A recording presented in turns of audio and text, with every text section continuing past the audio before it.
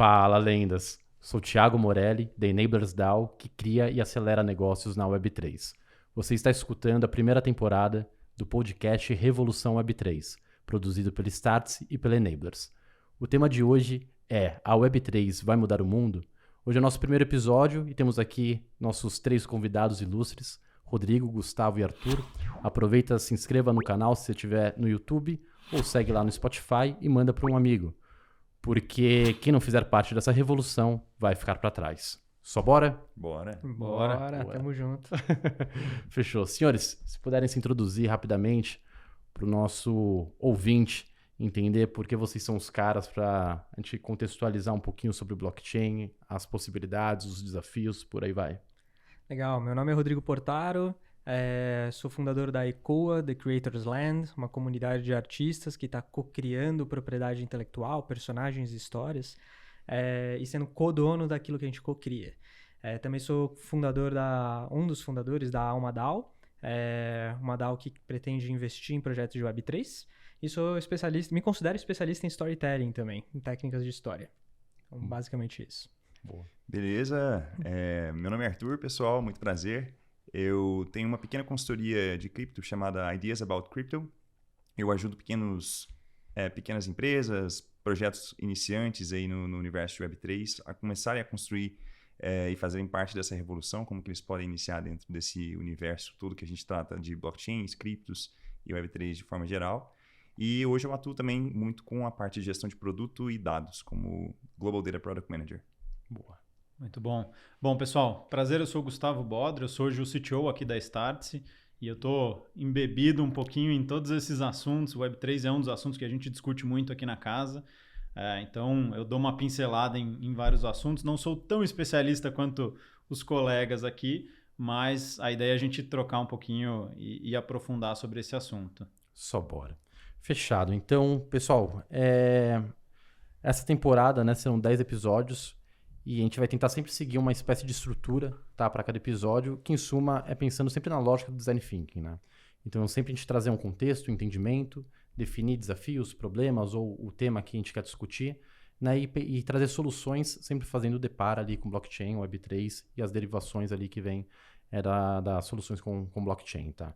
Então, para a gente falar de Web3, né, e pensar se isso vai mudar o mundo ou não, se está mudando o mundo ou não, se isso é a salvação para os nossos problemas, a gente precisa entender o que é o Web 2 e entender os problemas da Web 2, tá? Então, a primeira pergunta que lhes faço é: que raios é o Web 2, como que ela funciona hoje, tá? E depois a gente entendeu como que ela funciona, como que é o mecanismo, quais são os principais desafios que a gente vem passando. Muito bem, muito bem. Bom, problemas de Web 2 eu acho que são infinitos, né? Eu vou tentar trazer uma ótica aqui de um problema que eu vejo que é bem profundo e difícil de resolver e que eu acho que blockchain tem como, né, atuar para melhorar. Grande parte do que a gente vive hoje em Web 2, a gente não é dono, né, principalmente das coisas que são digitalizadas, né? A gente também acaba não sendo dono e responsável pelas nossas informações. Então, a gente não é dono de ativos digitais, a gente não é dono das informações que a gente carrega, e a gente terceiriza isso para instituições, para governo. E aí, quando a gente terceiriza isso para outras pessoas, a gente passa a enfrentar alguns tipos de problema, como, por exemplo, falta de transparência em processos, como, por exemplo, burocracia, entre outras coisas, que deixam tudo mais ineficiente e tudo mais. Então, é fácil encontrar exemplos, né? Quando você vai, por exemplo, eu estou mudando para Berlim. Lá não é tão digitalizado, o governo não é tão digitalizado quanto aqui no Brasil. Não existe um poupa-tempo, onde você vai emitir seu RG ou seu CPF de maneira online, por exemplo. Lá, cara, porra, cheio de papel, várias burocracias, tem que receber cartinha em casa e tudo mais. Nossa. Porra, e eu tô falando de Alemanha, né? Não tô falando, de um país remoto, né, e tudo mais. Já no Brasil, já é digitalizado, já é mais fácil, mas mesmo assim é perfeito? Também não é perfeito. Sim. Então, eu acho que aí moram alguns dos problemas mais profundos que a gente vive hoje de Web 2, assim. Boa. Tem um ponto que eu gosto bastante quando a gente fala do problema de propriedade, né, que o Web3 vem para tentar combater, a gente sempre fala muito dessa questão dos dados, né? Mas eu também gosto muito do olhar do serviço. Hoje, dentro de Web2, a gente tem grandes empresas. A gente pode pegar aí, por exemplo, Uber, Spotify, que elas são intermediários dentro desse processo de um serviço que vai chegar para o usuário final. No caso da Uber, por exemplo, eu sou uma pessoa que está querendo fazer uma corrida aqui em São Paulo. E tem alguém que vai prover esse serviço. A propriedade dessa pessoa que está provendo o serviço, ela não é exatamente dessa mesma pessoa, porque esse intermediário, o Uber no caso, ela acaba pegando uma boa parte do que é o valor que eu vou pagar como usuário final para fazer essa corrida.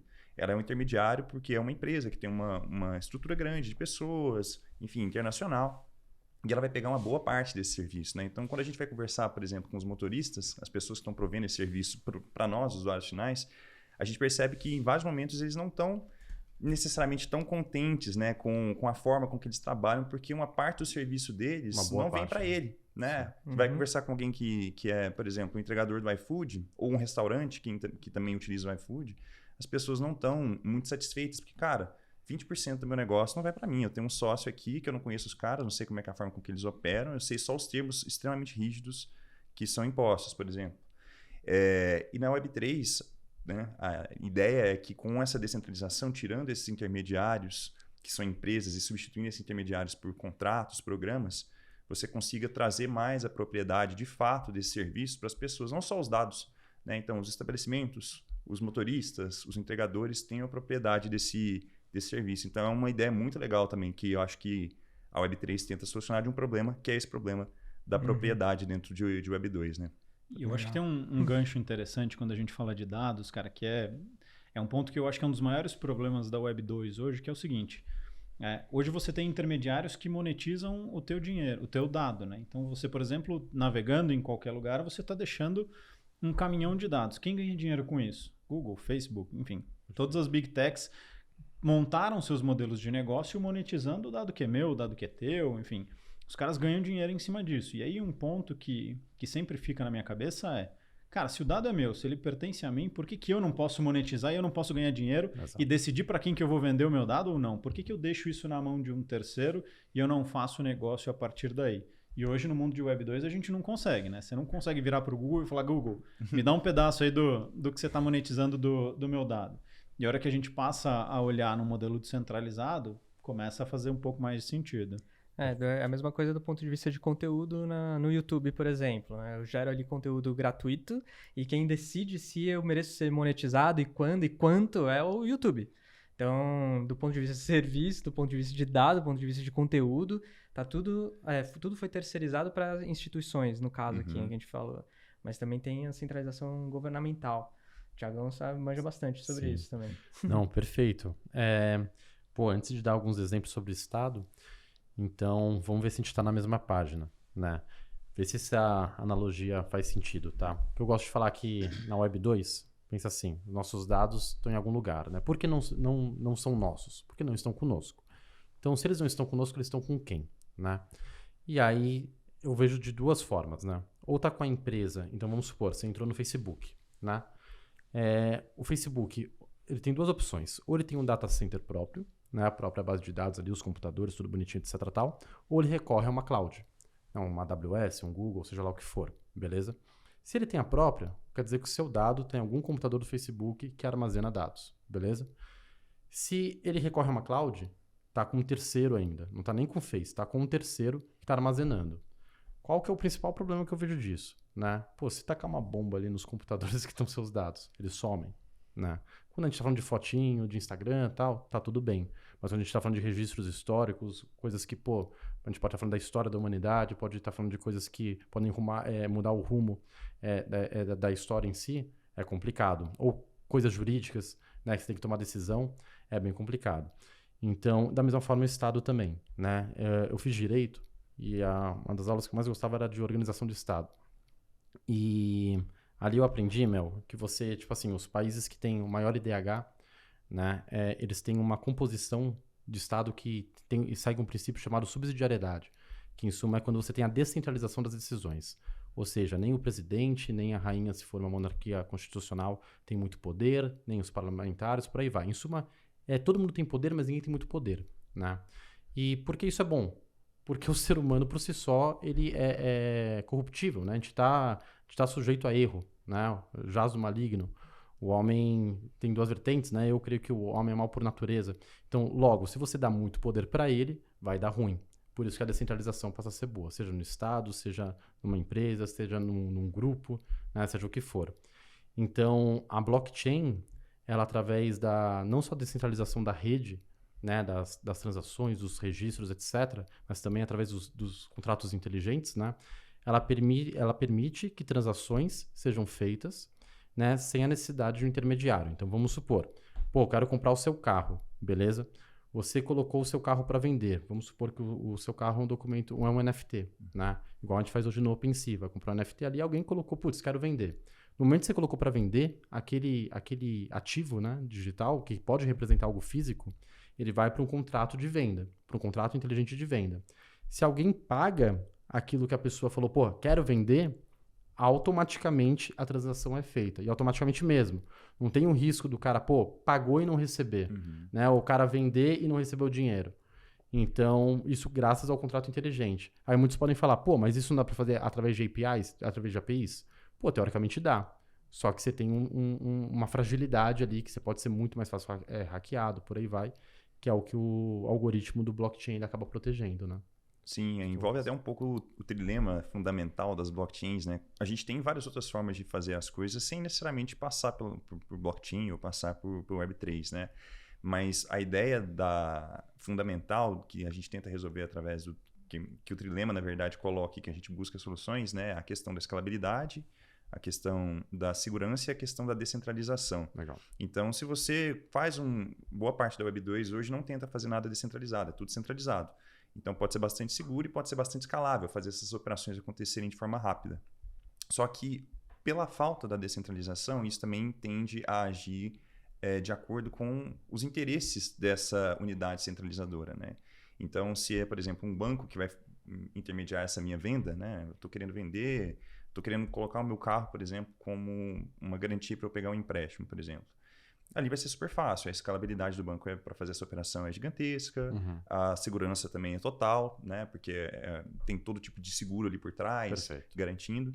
Mas o banco tem ali seus próprios interesses. Então, o contrato dele vai ser um contrato muito específico, que às vezes, como você, usuário final, você não vai conseguir entender muito bem quais são os riscos atrelados ali a essa assinatura desse contrato.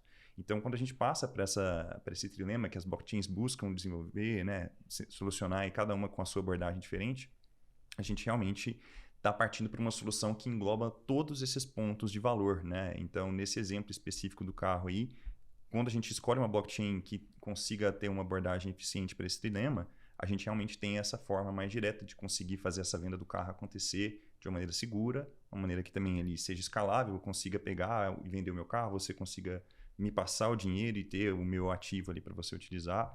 E isso sem necessariamente ter algum intermediário ali no meio que vai ter algum interesse específico de como que essa operação pode funcionar. Não, você tem que ficar aqui 30 dias, seu dinheiro tem que ficar comigo, porque aí eu consigo emprestar uma parte desse dinheiro, rentabilizo mais, aí só depois o dinheiro cai na sua conta. Não, é um contrato realmente inteligente, qualquer pessoa que tenha capacidade de interpretar, ler essas informações vai poder acessar, transparente.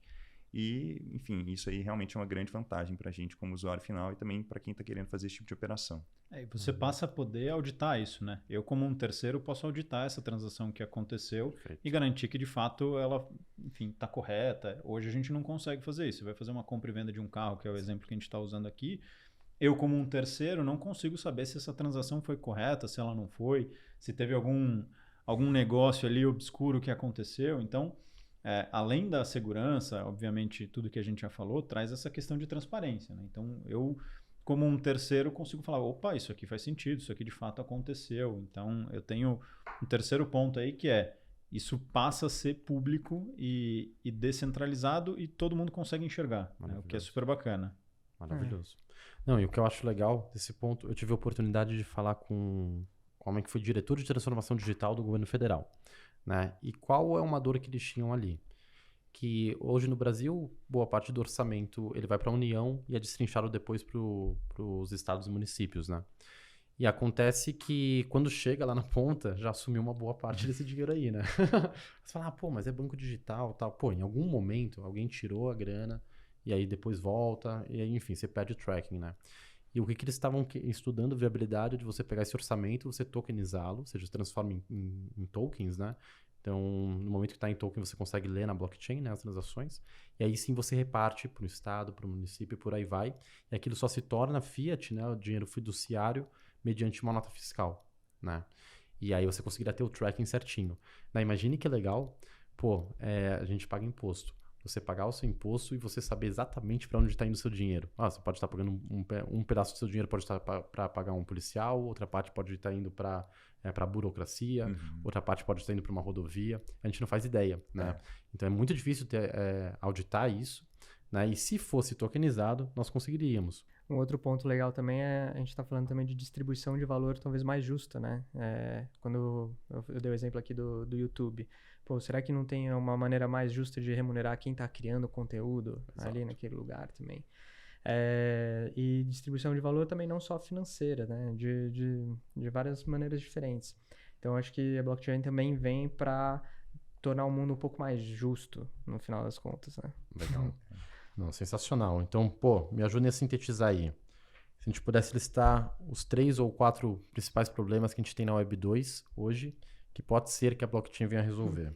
Faz sentido falar transparência / corrupção, né? Que a falta de transparência acaba gerando corrupção, burocracia, mais o quê? Distribuição injusta de valor. Boa.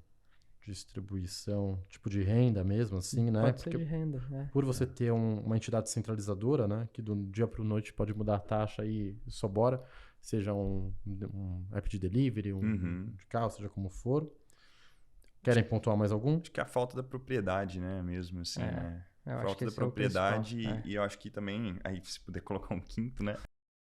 Seria a questão dos centralizadores terem os seus próprios interesses nessa operação, né? E aí acaba tudo se tornando um pouco mais corruptível, né? Você já colocou aí por conta dessa questão de que se eu tenho acesso a esses dados, eu vou tentar agir com o meu interesse aqui, de certa forma. Se eu sou a empresa que criou tudo isso, eu vou buscar criar o máximo de valor com as informações que você, como usuário, está me passando só porque você está querendo utilizar o meu serviço. Perfeito, isso geralmente acontece, né? É comum uma plataforma crescer, no começo ser mil maravilhas, depois que ela fez uma baita aquisição de cliente e tá todo mundo usando aquilo no seu dia a dia, aí ela mostra a cara para que veio. Né? E assim, às vezes tem o interesse de fato, que é um interesse que pode ser conflitante com o usuário final, mas também tem os casos que é simplesmente algum erro que possa acontecer, né? Ou então uma falta de cuidado com as informações do usuário.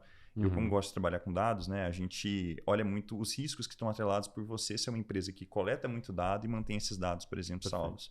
Você está muito mais suscetível a algum ataque, e qualquer ataque que tiver, a pessoa vai conseguir roubar dados ali de diferentes pessoas. Então, a gente viu vários casos, por exemplo, com Instagram, Facebook, Twitter, todas essas grandes empresas da Web 2 acabam tendo muito esse risco, né? Tem um volume gigantesco de dados do usuário, não necessariamente ela está interessada ali em fazer algum tipo de uso errado, mas só pelo fato de ela ter esses dados, ela está muito mais suscetível a algum ataque, e quem consegue atacar ali tem uma grande recompensa por conseguir pegar essas informações, né? Perfeito. Por sinal, nós teremos um episódio só sobre segurança dos dados.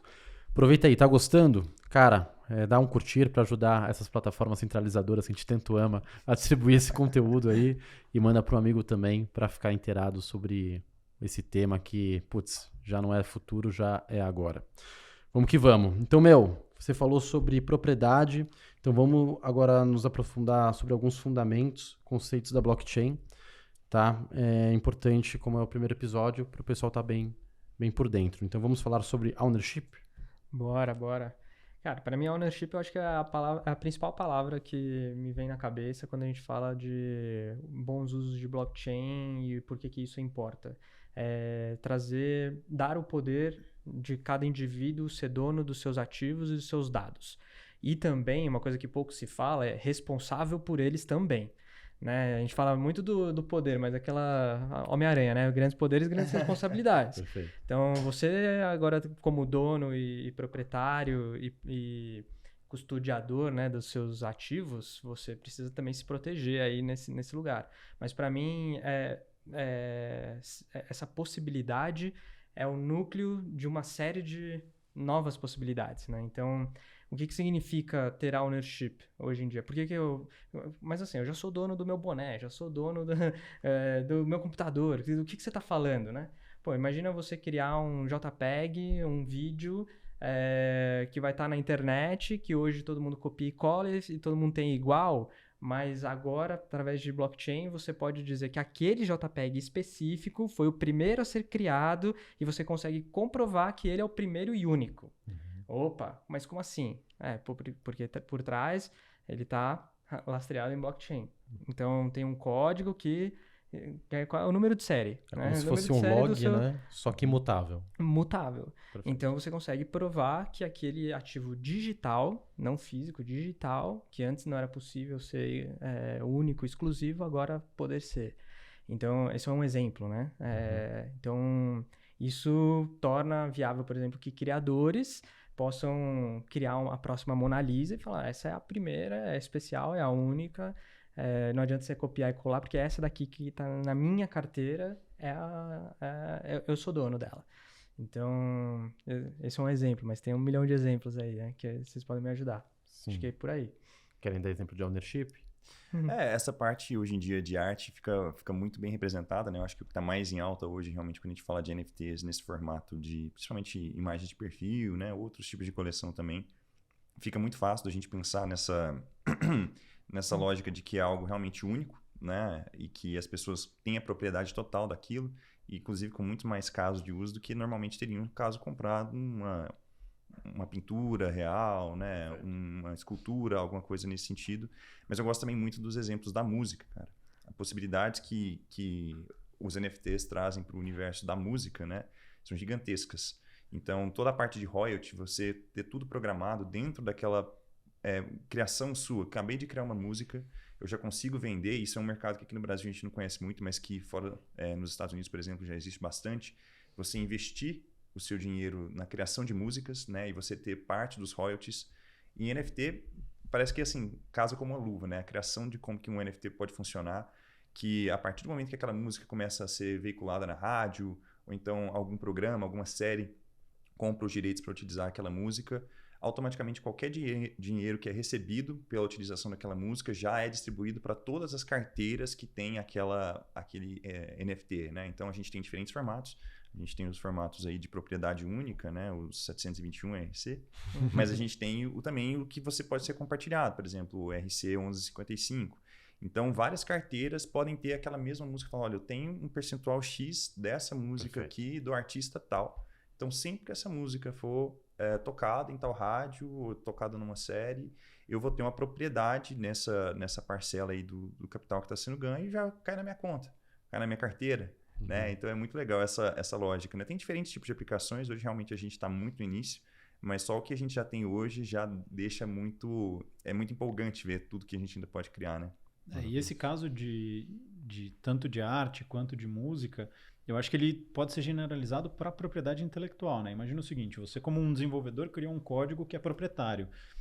E você quer se monetizar em cima disso. Então, tudo que é propriedade intelectual, tudo que a gente cria hoje, que para você controlar acaba sendo um pouco mais difícil, a partir do momento que eu tenho esse ownership, eu posso falar, olha, esse pedaço de código aqui é meu. Esse pedaço de código aqui eu criei como inteligência artificial, mas, cara, foi o meu input ali que criou. Então, eu acho que a gente generaliza isso para a propriedade intelectual, que é um problema hoje, né? Gerenciar a propriedade intelectual é uma briga gigantesca que você fala, puta, esse pedaço é meu, mas eu fiz uma mudança aqui que agora já não é mais tão seu. Cara, isso entra numa interpretação que é difícil hoje. A partir do momento que você tem ownership disso, você pode falar, bom, fui eu que criei, mas agora eu vou transferir, eu vou vender, eu vou monetizar em cima de outras formas, ou mesmo isso eu vou transformar como um open source e ninguém vai poder fechar esse código, que é uma briga que acontece hoje no mercado. Né? Tem muita empresa que pega código open source, copia isso, monta um produto e depois se monetiza em cima disso. E hoje a gente não tem muito como controlar. Então, esse case de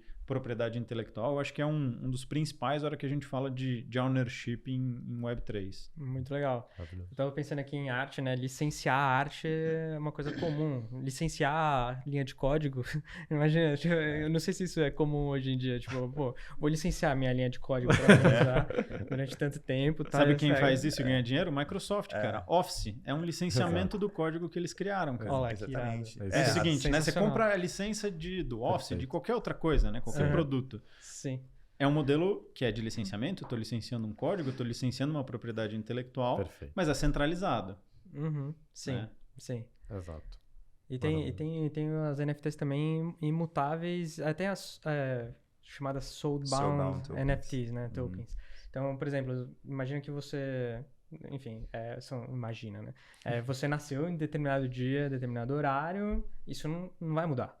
Então, você pode atrelar uma NFT à sua carteira, que você não pode transferir para ninguém, ela é imutável e fica lá registrado o dia que você nasceu. É um certificado de nascimento em blockchain. Aplicações até para analisar a longo prazo, né? Por exemplo, o passaporte, né? A gente fala de vários documentos, mas pensa, né? O seu passaporte é um registro de você passou em tal país, você entrou nos limites ali daquele país. Sim. Você transformar isso como NFT se torna um processo muito menos burocrático e muito mais fácil de você realmente acompanhar o que está acontecendo, seja pro lado bom ou ruim da história, né? Sim.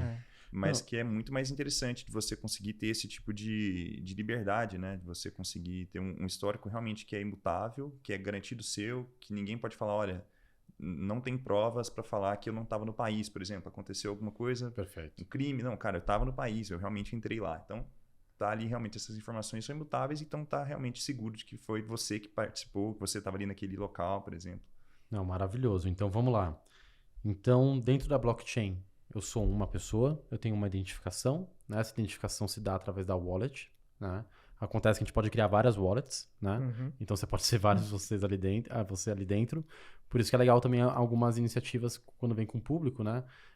Tipo a Estônia. A Estônia você é você vai ter CPF, que jeito de você tratar ou não. É como se você fosse um NFT ali, imutável, né? Então, a wallet é o seu ID, né?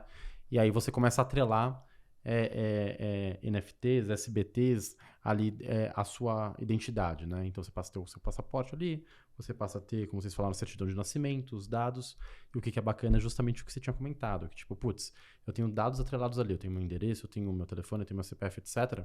E aí o cidadão, ele escolhe o que ele quer expor, o que ele quer expor, né? O que quer deixar público, o que ele quer deixar privado, o que ele quer vender, o que ele não quer vender. Né? Então isso é bacana pra caramba. Então, beleza. Então eu entendi que um ativo digital, quando a gente tá falando de um ativo digital para tangibilizar pro pessoal, cara, pensa ponto de cartão de crédito, né? Pô, pode ser que você tenha um ponto hoje, ele pode expirar ou ele pode simplesmente sumir, porque ele não é seu, porque ele tá no banco de dados centralizado, né? No banco de dados terceirizado, tá? No momento que aquilo é um token, está atrelado na sua carteira, aquilo é seu. E você pode vender para quem que for, você pode alugar, você pode fazer o que você bem entender, né? O NFT, por exemplo, um passe para um clube de benefício, né? Então, ao invés de você ter ali, tipo, putz, eu sou, sei lá, Gold no Iguatemi, né? Num shopping, num clube de benefício como um todo.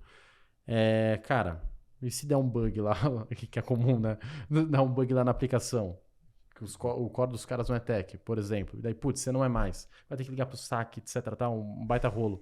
Pode ser um NFT que fale, não, ó, eu sou Gold aqui e tá tudo bem. E o melhor, você cansou, você vai pra Berlim, por exemplo, como portário, pô, cara, deixa eu vender isso aqui porque pra mim não tem mais valor. Aí você pode vender, hoje você não pode. Então tá claro. Então a ownership se dá através de tokens ou NFTs. Né? NFTs são ativos únicos e tokens são ativos duplicados, né? Que muito se dá quando ele tem valor de, tipo, moeda, né? Pra fazer transação, por aí vai. Próximo tópico aqui, conceito importante, comunidade e colaboração. Isso, cara, eu acho que faz parte da cultura Web3, né? Criação de comunidades.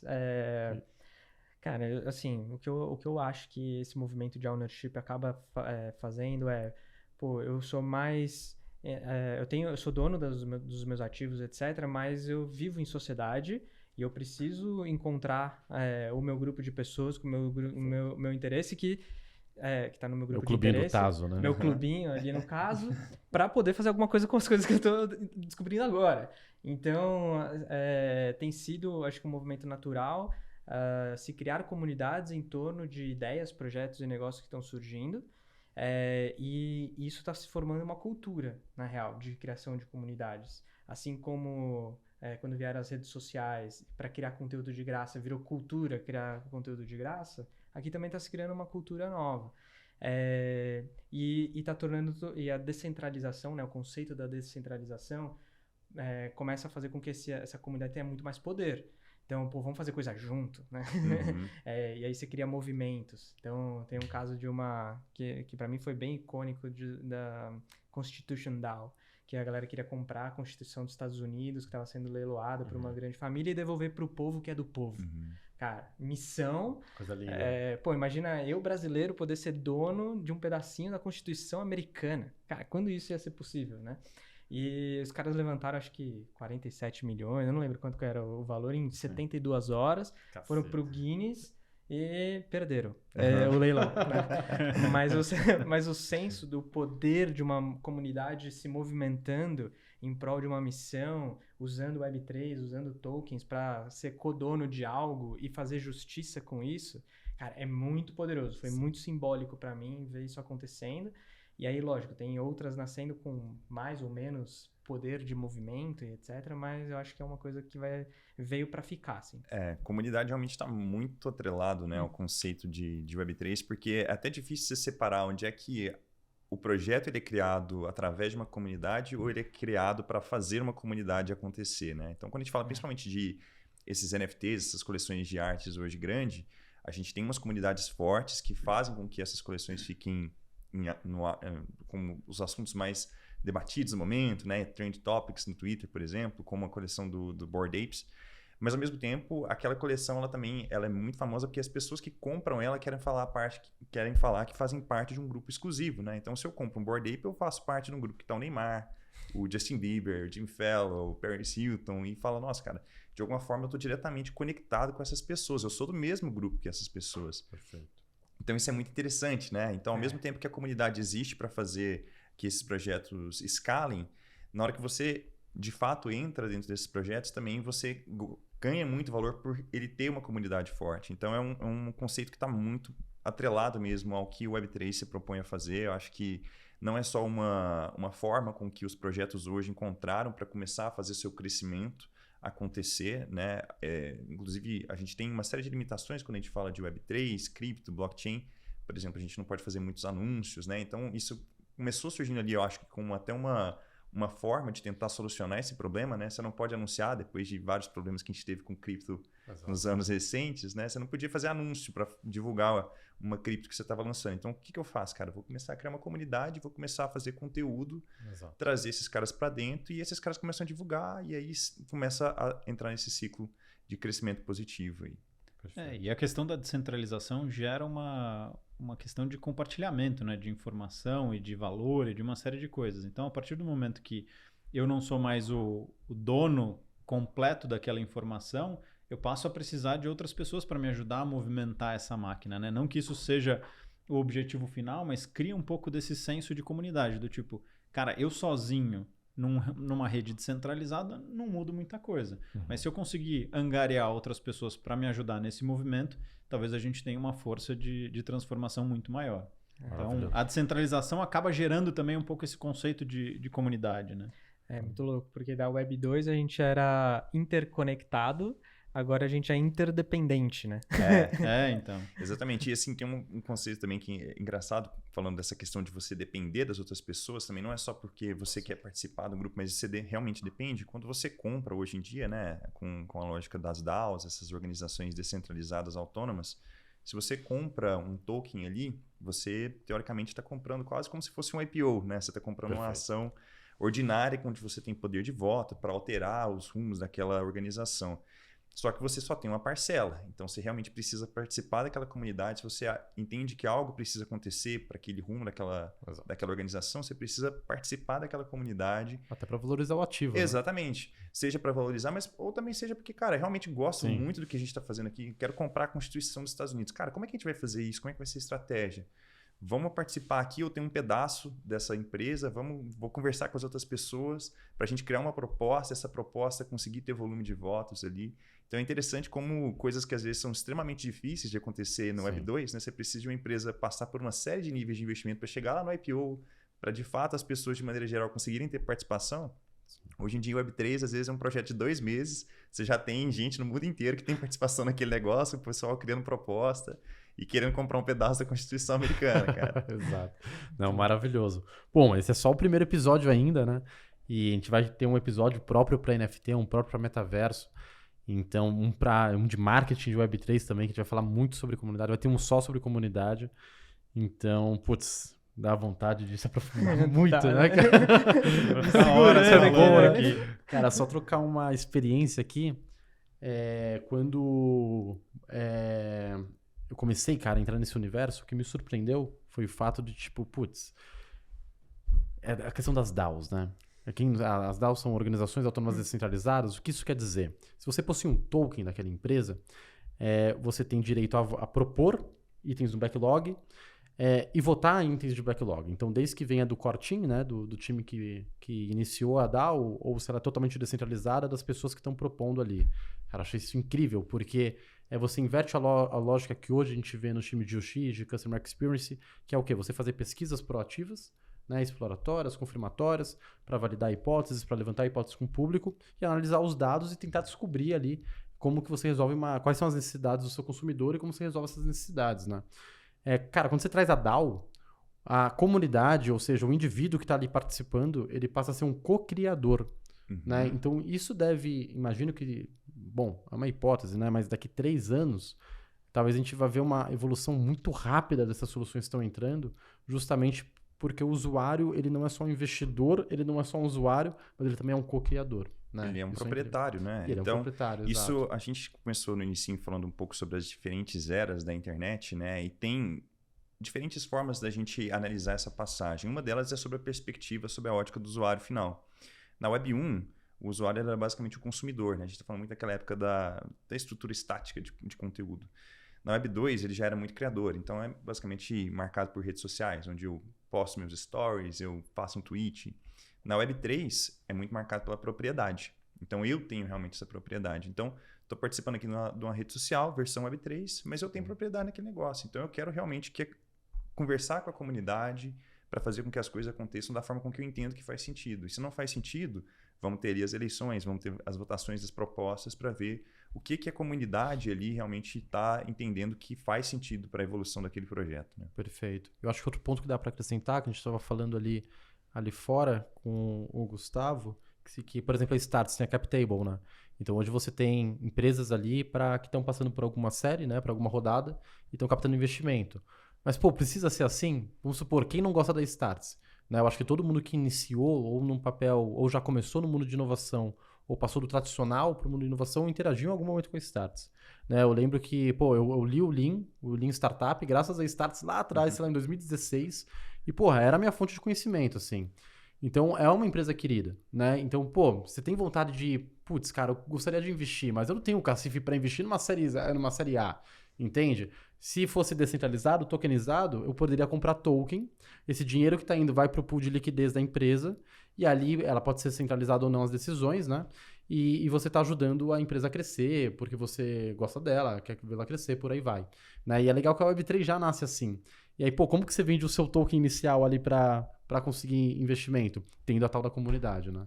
Isso é incrível, Imagina pô. se Star Wars tivesse nascido de uma DAO, né? E você, fã, tivesse investido em Star Wars e agora tá colhendo resultado pro resto da vida, provavelmente, coisa de linda. licenciamento e merchandising. Sim. Cara, eu tenho um sonho, assim, que um dia eu espero que a gente consiga ver isso, que é transformar todas aquelas reuniões de condomínio, de prédio, em uma DAO. Imagina, você não tem mais reunião de condomínio, você passa a decisão toda pela Web3, Porra, cara. Cria proposta Isso lá. resolve um problema gigantesco do nosso dia a dia, cara. Inclusive para fazer auditoria do orçamento. Como o síndico tá trabalhando com esse dinheiro, né, cara? Perfeito. Sem dúvida, cara. Não, só bora. Então vamos lá. Falamos aqui sobre transparência, né? Então o fato da blockchain ser auditável, uma blockchain pública, né? E a privada só algumas pessoas ali conseguem ver.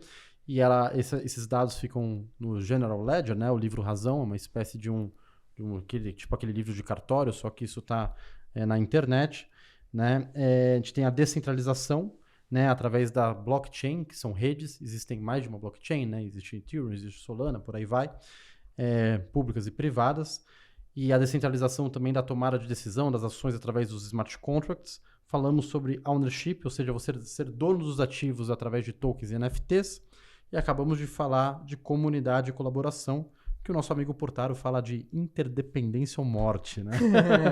E o nosso próximo aqui seria avatarização e desmaterialização. Cara, quando a gente olha pra tudo isso, né, e a gente tá criando tudo isso online, não, pensa que, pelo menos pra mim, eu mergulhei em Web3 durante a pandemia. E, cara, não podia me conectar com ninguém, mas eu tava pertencendo a uma DAO, trabalhando, ganhando dinheiro, com pessoas que eu nunca vi na vida, não sabia o nome verdadeiro, nem a foto verdadeira dessas pessoas. Eu falei, nossa, isso aqui tem alguma coisa aqui muito, muito louco e especial acontecendo. E aí a gente tá falando sobre seres humanos se unindo online, não mais físico, né? E aí começa a surgir com força o tema de metaverso. Então vamos fazer isso mais imersivo, né? Vamos fazer isso online, literalmente, seu corpo. Só que você pode ir com a cor que você quiser, com a roupa que você quiser. Você pode ser quem você quiser. E aí a gente começa a falar sobre, pô, então eu posso me expressar do jeito que eu quiser? Posso ser qualquer coisa, em qualquer lugar? Pode. E pertencer e ganhar dinheiro e viver a sua vida. Pô, aí eu falei, cara, isso também muito me encanta também, porque eu trabalho muito com criadores e artistas. Alguém vai ter que criar isso tudo aí.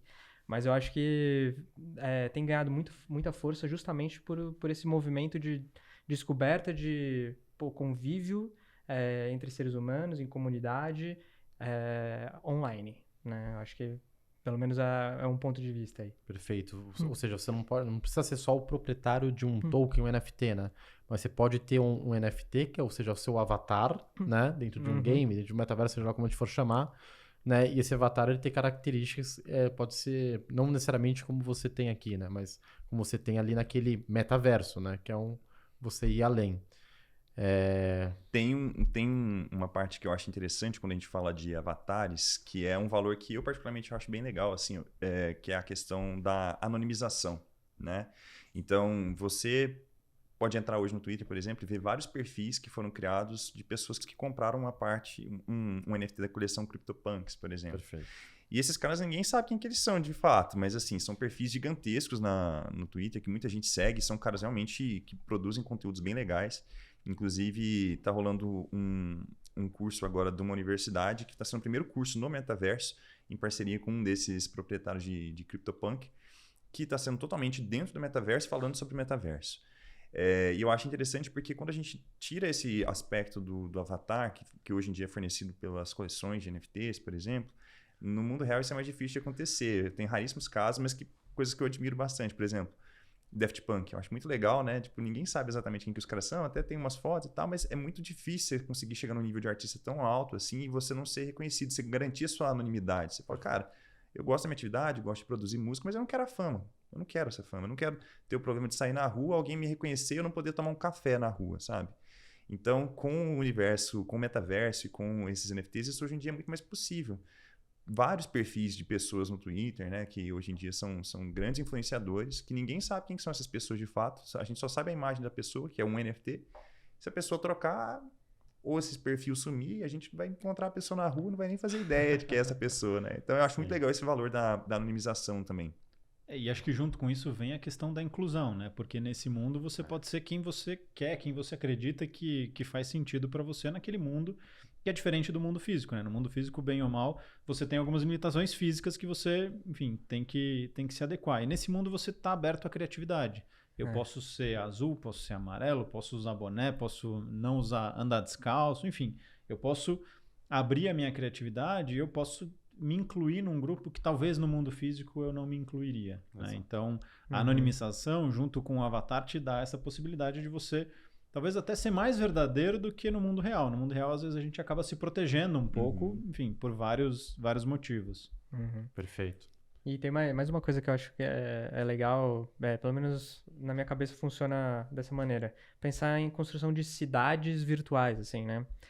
Mas pensar literalmente como uma cidade funciona. Pô, uma cidade eu preciso pagar taxas hoje para viver nela, mas eu posso empreender. Eu posso hoje em São Paulo abrir o meu negócio. Será que eu consigo pegar meu avatar e criar um negócio numa cidade virtual e ganhar dinheiro com isso? Porque tem o conceito de ownership, porque eu tenho os conceitos de rastreabilidade, né, os fundamentos. Pô, me possibilita coisas que a gente nunca imaginou, né? Então, é um outro mundo de possibilidades, assim, também. Ai, maravilhoso. A gente vai ter um episódio só sobre metaverso. Tá bem legal, que vai virar a galera do MetaXP das americanas. E, cara, tem vários casos de uso desses, assim, que, tipo, pessoas transformaram a vida, assim. Então, tipo assim, pessoas saíram da depressão, suicídio, É muito louco. Muito louco isso, cara. Muito profundo. E aí, bom, metaverso, né? Quando a gente fala de gamers e tal, o Web3 ela otimiza o que existe hoje, né? O mais próximo do que a gente tem são games ainda. Só que falam que a evolução, né, é do metaverso, ou seja, você ir além, né? Você interagir com o digital, assim, você ter um digital mais imersivo, é através dos wearables, né? Seja tipo óculos VR, o óculos AR, né, de realidade aumentada. A evolução disso é você ter equipamentos ainda não invasivos, né? E aí você vai tendo outras fases, né? De fases mais invasivas. Daí você tem chips, você tem coisas meio assustadoras, assim. Tem um conceito chamado Brain to Machine, né? Que até um brasileiro, Miguel Nicoleles, estuda muito isso. Que ele estuda tanto equipamentos assim não invasivos, né? Você coloca, por exemplo, na cabeça e, tipo, cara, você consegue se conectar na internet, né? Isso é muito louco. Você consegue, tipo, fazer coisas através do pensamento, só que no fim tá pegando sinapses, eu acho, né? Sinapses ali e tomando ações ali de acordo com um padrão de frequências, né? E até equipamentos invasivos, né? Literalmente chips, tipo do que tem do Elon Musk mesmo. O próprio Facebook investe nisso. O Facebook comprou uma startup por $500 milhões. Tem na Gartner nisso em um dos hype cycles ali. Então, cara, o que vocês acham assim quando for nesse nível assim de, de descentralização, talvez até do pensamento ou da personalidade daquele avatar, sabe? Cara, eu acho que... Eu não sei o que eu acho muito bem, mas eu tenho a sensação de que a gente vai testar isso daí. O ser humano vai testar os limites e vai esbarrar em algum lugar, em algum momento, e isso vai levar décadas, talvez uma centena de anos aí para a gente se adaptar. Eu tenho a teoria de que sempre que tem uma tecnologia nova, o ser humano vai lá e se lambuza com ela, faz uso, igual as redes sociais. A gente acabou de aprender que, cara, é insustentável viver nas redes sociais de conteúdo, por exemplo. É loucura. Então, agora a galera olha pra Web3 e fala, nossa, então tem um jeito diferente, então vamos agora experimentar isso. Então, a gente vai aprendendo e vai amadurecendo, mas eu acho que a gente vai testar.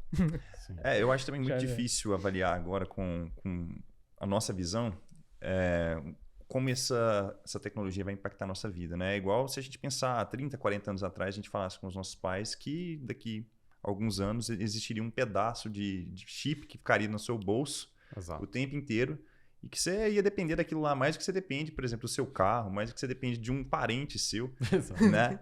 Então, assim, isso ia soar assustador, porque a pessoa fala, o que é isso? Como assim? E, cara, na hora que o negócio acabar a bateria, você vai ficar maluco. Então, assim, é difícil a gente pensar, né? É fácil a gente ficar com medo desse tipo de evolução, mas eu concordo contigo, eu acho que a gente sempre vai testando os limites do que acaba sendo saudável ou não. Tem formas de extrapolar, sempre vai existir o caso mais extremista, mas eu entendo que os casos médios vão ser casos positivos, vão existir essas tecnologias pelo bem da humanidade, para ajudar a gente de fato. Eu não tenho essa visão tão pessimista de que, nossa, vai ser uma comunidade cyberpunk, vai ser 1964, né? Sim. Então, assim, eu acho que não vai ser essas questões, assim, eu acho que realmente a tecnologia vai evoluir para ajudar o ser humano, de fato. Eu acho que toda a jornada, quando a gente olha para todas as tecnologias, desde a mais primitiva até o que a gente está discutindo agora, a gente chega nesse ponto, né? O ser humano vai testando, ele chega no limite, ele fala, opa, aqui bateu num negócio que tá meio ruim. E a gente volta e acaba caindo no caso médio. E aí é sempre um patamar muito acima do que o que a gente estava antes, né? Então você tá ali no 0, você vai testar até o 100. Sim. Você fala, puta, o 100 não deu certo, cara, deu ruim. A gente volta ali pro 80, mas já tem um salto gigantesco. Então, assim, cara, será que a gente vai ter implante de chip? Provavelmente, cara, chutando aqui, fazendo uma previsão. Será que vai ser tão imersivo quanto a gente vê nas séries, tipo um Altered Carbon, que você tem um cartucho na tua nuca que tem a tua alma inteira e toda a tua consciência? Acho que não. Mas acho que a gente vai ter, sim, formas de aumentar a nossa capacidade, porque no fim do dia, cara, o que a gente quer com todas as tecnologias, desde da pedra polida lá que a gente queria cortar a carne, é aumentar a nossa capacidade de resolver problemas. E ter alguma coisa ali que vai nos ajudar nisso, seja um chip, seja uma tecnologia que não é invasiva, vai nos dar uma produtividade, vai ajudar a gente a resolver os novos problemas que a gente está criando. Então, assim, provavelmente a gente chega, mas não vai ser algo tão imersivo ou tão invasivo que a gente perca o controle. Acho que a gente vai testar, mas vai chegar no momento que a gente vai falar, opa, deu ruim, volta para o caso médio que funciona melhor. Perfeito. Não, maravilhoso. Então, dados... só um adendo, falando daquele conceito afterlife, né? Então, tipo, pô, no momento que você tem um avatar e seu avatar tem interação com outros avatares, etc. É como se, pô, se fosse nosso perfil do Instagram ali. A gente tem dados pra caramba, né? A gente tem uma proto-vida ali, né? Um proto-pensamento, uma outra personalidade, por aí vai. E aí você consegue, mesmo você morreu, né, etc. Pô, cara, a personalidade do seu avatar ainda existe, né? Os padrões existem, etc. E outra pessoa consegue interagir com ele. Ele vira um NPC com personalidade, sabe? Nossa. NPC Irado. robô, né? Uhum. Bom, só bora. Então vamos falar de alguns impactos de tudo isso que a gente falou. A gente falou de problemas da Web 2, coisas que, esses fundamentos da blockchain, né, que tende a resolver. E vamos falar de impacto de 3 setores aqui: Creator Economy, Educação e Estado. Vamos começar por economia do criador de conteúdo? Claro, claro. Eu já dei alguns spoilers aqui, né? Imagina a gente criar um Star Wars através de uma DAO e poder ser codono de uma propriedade intelectual divertida, fun e etc. E ganhar dinheiro com isso. Imagina você distribuir conteúdo como um filme, uma série, ou quadrinhos, ou, cara, um game, ou alguma coisa do tipo. E de maneira coletiva, distribuir valor, a receita que chega dos fãs de maneira mais justa para os criadores, que hoje acabam não ficando com nada, né? Porque tem sempre os intermediários. Então, a Creators Economy acaba sendo extremamente impactada por Web3, porque a tecnologia do ownership do IP que a gente falou aqui hoje, cara, é life-changing pro artista. Um outro exemplo que é super clássico, né? Eu falei da Mona Lisa aqui. Então, imagina que eu sou o pintor, o Arthur é o cara que está comprando a minha arte e rola uma transação financeira. Eu atrelo royalties a essa arte e toda vez que essa arte for revendida, assim, quando o Arthur vender para você, para o Thiago, depois o Thiago vende para o Gustavo. Eu, artista, originador daquela arte, posso ser remunerado. Ou seja, a gente está falando de um incentivo para o criador não criar mais conteúdo pasteurizado nas redes sociais, mas pensar qual é o conteúdo que vai viver no longo prazo e vai ser transacionado várias vezes, ou quando for transacionado, vai ser transacionado por um valor maior, e até meus filhos um dia talvez ganhem dinheiro para a arte que eu fiz. Maravilha. Né? Cara, isso nunca foi possível. Então, acho que são todos esses... Olha sempre para os fundamentos da blockchain, né? A gente falou aqui de rastreabilidade, a gente falou de anonimato, a gente falou de consenso, né? De votar. Quando a gente olha para esses fundamentos, a gente brainstorma, né? A gente começa a descobrir essas possibilidades muito loucas. Eu acho que essas são algumas aplicações para Creators Economy. Maravilhoso. Um ponto que eu gostaria de falar também eu acho que é isso, cara, porque pensa assim, né, tentando tangibilizar essa jornada. A pessoa postou o vídeo numa plataforma, né? Pessoas estão assistindo. Nem o criador, nem quem tá assistindo tá ganhando. Né? Exato, E se cara, não fosse o criador e surreal. não fossem as pessoas, nada daquilo existiria. Cara, como assim? Então, né? isso é muito louco, né? Tem uma mulher que fala muito sobre isso, que é a Li Jin. Não sei se vocês já ouviram falar dela. Já ouviram falar dela? Não. Depois procurem por ela. Eu acho que ela que cunhou o termo Creators Economy. Legal. Ou foi Passion Economy que ela cunhou. E ela fala de maneira muito sintética que os artistas e nem os fãs são donos dos meios de criação, nem dos meios de distribuição. Então, pensa que o artista hoje ele paga para criar uma obra digital, porque provavelmente ele vai usar uma Adobe. Né? Muito difícil fugir da Adobe nesse caso de obras digitais, ou qualquer outra plataforma. Então, ele paga para criar e paga também para distribuir, porque ele pode até distribuir de graça nas redes sociais, mas a rede social não distribui de fato. Né? Vai só para 1% dos seguidores dele. Então, se ele quiser realmente distribuir, ele vai ter que pagar por isso. Ou ele vai vender para alguém que é distribuidor, e aí ele perde os direitos, ou ele é muito mal pago, porque quem tem público vai ficar com grande parte do bolo. Então, pro artista, a única coisa que é de graça é ter a ideia. Perfeito. Exatamente. Perfeito. Tá na mão sempre trabalhando tá sempre trabalhando para alguém, porque tá na mão dos centralizadores, né? Não, é sensacional. Teremos um episódio só sobre isso também. Vamos dar alguns exemplos sobre os impactos na educação. Caramba, cara, educação, aí sim a gente tem também outro universo gigante dentro de Web3, né? A gente estava conversando um pouco mais cedo sobre as dificuldades que a gente tem hoje de conseguir fazer com que as pessoas realmente provem que elas aprenderam sobre algum tipo de assunto, né? Eu domino um campo específico, por exemplo, da programação. Como é que eu consigo mostrar isso? A partir das iniciativas que a gente já tem hoje dentro de Web3, fica fácil você gerar, por exemplo, certificados que são só gerados a partir do momento que alguma DAO, alguma unidade valida que você criou aquele projeto. Você vai fazendo pequenos entregáveis, vai até chegar a um projeto maior, e aquele ali fica validado e você gera um NFT que fica na sua carteira, pode ser um Soulbound Token, por exemplo. Não tem como ninguém passar essa construção adiante e falar, não, foi outra pessoa que criou. Né? Isso, inclusive, hoje em dia no mercado de trabalho é um problema, né? Meios tradicionais que a gente tem como LinkedIn, para provar que a pessoa realmente sabe. Não necessariamente a pessoa que colocou ali um certificado, ela que realmente estudou e consegue comprovar. Então, esse ponto, pelo menos, da certificação dentro de Web3, hoje em dia, para a parte de educação, é algo que é uma aplicação praticamente direta que a gente pensa, né? Mas a gente vai além, né? Quando a gente começa a ligar essas questões de metaverso também, a gente pensa a quantidade de formatos diferentes, mais imersivos que a gente pode oferecer para as pessoas com custos muito mais acessíveis, né? Então, já não é de agora que a gente pode acessar, por exemplo, aulas de Harvard, aulas de Stanford, mas a experiência sua é, assim, péssima em relação ao que você teria caso você realmente pudesse ter a oportunidade de estar lá. Perfeito. O metaverso tenta trazer isso um pouco mais, de forma mais amigável, de forma mais inclusiva para as pessoas que estão em áreas extremamente remotas. A gente está falando do potencial que as pessoas na Amazônia, por exemplo, têm. Cara, a maior parte das pessoas na Amazônia não vai ter uma possibilidade de dar uma volta no campus de uma universidade conhecida nos Estados Unidos. Hoje em dia tem. Poder interagir com os professores ali através de uma aula em realidade aumentada, realidade virtual.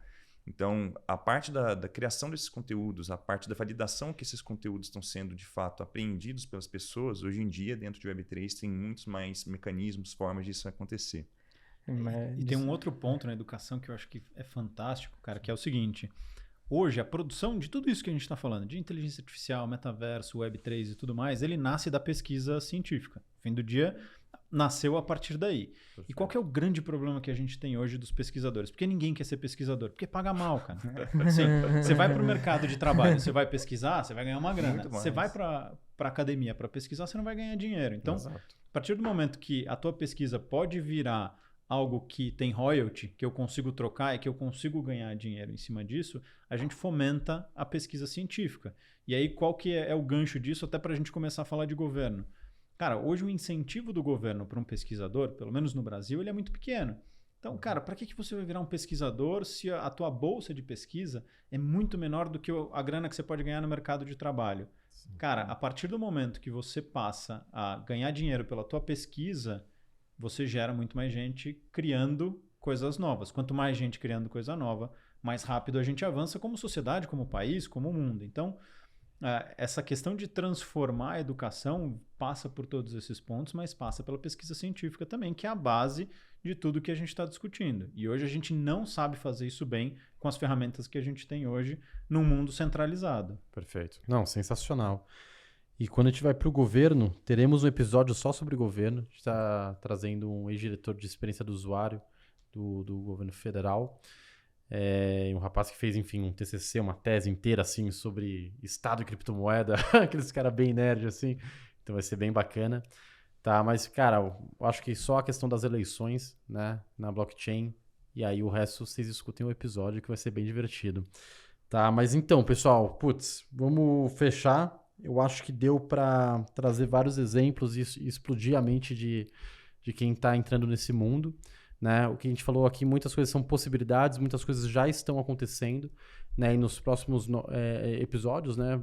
Vamos ter mais 9 episódios. A gente vai tangibilizar casos de usos, coisas que já estão ocorrendo, coisas que também são perspectivas para o futuro. Tá? E para fechar, vocês querem deixar redes sociais, mandar algum comunicado para o pessoal? Pode ser, bora. Meu Instagram é @Rodrigo Portaro. Fora os fakes, né? PortaRO, fora os fakes. Cuidado com os fakes, cuidado com os golpes. Se fosse NFT, ó. Se fosse NFT, pois eu tô tentando o meu certificado ali, o azulzinho, né? O check. Não tá rolando, mas é @Rodrigo Portaro. E através do meu nome, você me acha também no LinkedIn, em qualquer outra rede social também. Boa. Perfeito. Quem quiser me seguir lá no Instagram, apesar de eu não ter muito uso, eu acabo só mais seguindo as pessoas, né? O meu endereço lá é arturmoura.eth, então tá aproveitando aqui, já utilizo um NS lá como meu arroba no Instagram. No Twitter é ArturROD96 e no LinkedIn é Artur Rodrigues de Moura. Tô lá, quem quiser trocar uma ideia aí, tô sempre à disposição, pessoal. Pô. Muito bom. E, cara, as minhas redes sociais pode achar sempre como Gustavo Bodra. Acho que eu sou o único com esse sobrenome. Então, LinkedIn, Instagram, Twitter, tá todo @Gustavo Bodra. Perfeito, sensacional. Bom, pessoal, muito obrigado por essa aula e, por terem aceitado o convite também, uma honra. Espero que quem tem escutado tenha aprendido algo, tenha visto o mundo que a gente está entrando, coisas que já estão ocorrendo, né? Pessoas, muito dinheiro investindo também, fundos pesados, né? Venture Capitals do mundo inteiro, muitas empresas também grandes entrando, e que tenha sido bom esse tempo, só bora. E novamente, mande pro amiguinho, porque quem não fizer parte dessa revolução vai ficar de fora, e só bora. É isso aí. Valeu, pessoal. Obrigado. Só bora, Lendas. Valeu. Fala pessoal, tudo bem? Meu nome é Felipe Janetti, eu sou um dos sócios da Startse e falo diretamente do Vale do Silício. Se você gosta de novas tecnologias e quer entender o que está acontecendo no mundo, existe um programa de capacitação da Startse University chamado Business Tech Now. Hoje, um gestor que não sabe nada de tecnologia ou não sabe alguma coisa de uma tecnologia específica está perdendo chances de fazer negócios. Cada tecnologia que você não domina é uma vantagem competitiva que você perde. As tecnologias emergentes que todo líder precisa dominar para se destacar na nova economia está dentro desse programa para líderes e empreendedores que ensina de maneira profunda, com metodologias, frameworks, com profissionais e experts de tecnologias que vão ensinar você e vão te ajudar a entender mais sobre essas tecnologias do agora. O programa acontece em 4 noites no formato 100% online com os maiores experts de tecnologias do agora.